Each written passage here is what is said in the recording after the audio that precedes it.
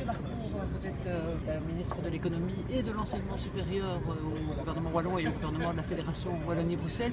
On est ici en mission économique et universitaire au Pérou et en Colombie. Est-ce que vous pouvez déjà tirer un premier bilan de cette mission d'une manière générale? Alors oui, parce que je pense vraiment que ça a été une excellente mission. En Colombie, il y avait 30 ans que nous n'avions plus fait de mission princière. Et il y avait des années qu'on n'était plus présent vraiment de manière très active en Colombie et au Pérou, alors que ce sont deux marchés où la Belgique fait mieux que se défendre et est parmi les pays européens, parmi les plus présents, notamment dans les produits pharmaceutiques, mais aussi dans des équipements.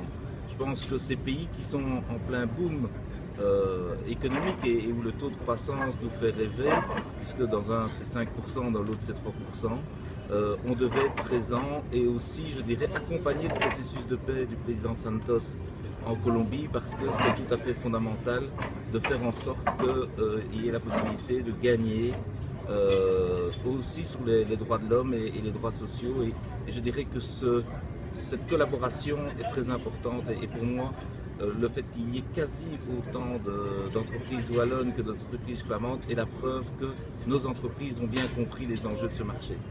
Il y avait une belle présence des entreprises wallonnes effectivement et aussi des universités francophones. Donc, comment est-ce qu'on mixe les deux dans ce genre de mission? Alors c'est très important et c'est à mon initiative qu'on a associé les universités et je fais le constat que les universités francophones étaient présentes et les universités flamandes pas, ce qui montre bien le dynamisme qu'on a pu insuffler, mais dans un pays comme celui-ci, où l'éducation et la recherche sont des priorités pour tous les gouvernements, tant en Colombie qu'au Pérou, le fait de venir avec nos académiques, de signer des accords de partenariat, montre bien que le rayonnement d'un pays passe aussi par le rayonnement universitaire.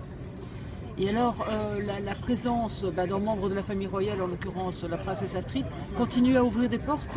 Je pense que c'est très important et on voit bien, nous sommes reçus par les plus hautes autorités de l'État. Chaque fois qu'on va dans des entreprises, ce sont les présidents qui nous reçoivent.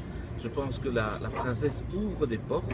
Bien sûr, certaines entreprises pourraient faire leurs affaires sans la présence princière, mais beaucoup d'entre elles me disent mais quand on a une difficulté et qu'il y a une mission princière, ça aide quand même terriblement à surmonter cette difficulté, à résoudre le problème, voire à débloquer le contrat qu'on négocie parfois depuis des années. Donc oui, la présence de la princesse ouvre des portes et nous est très utile.